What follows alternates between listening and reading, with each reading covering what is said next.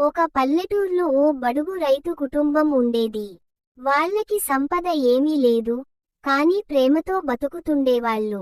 ఆ కుటుంబంలో ఉండే చిన్న పిల్లాడు రామ్ చాలా అనారోగ్యంగా ఉండేవాడు. ఒకరోజు, వానల కాలంలో, ఆ ఇంటి ముందు ఓ ముదురు రంగు పిల్లి కనిపించింది.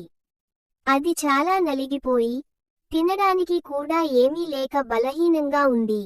రామ్ అమ్మ ఆ పిల్లిని చూసి తన చేతిలో ఉన్న అన్నం ఇచ్చింది.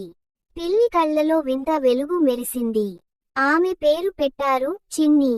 ఆ రోజు నుంచి చిన్ని ఆ ఇంట్లో ఉండిపోయింది.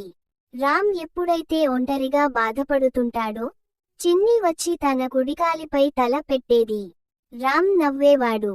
ఒక రాత్రి, రామ్ తల్లిదండ్రులు నిద్రలో ఉన్నప్పుడు ఇంటి వెనకాల నుండి పొగ రావడం మొదలైంది.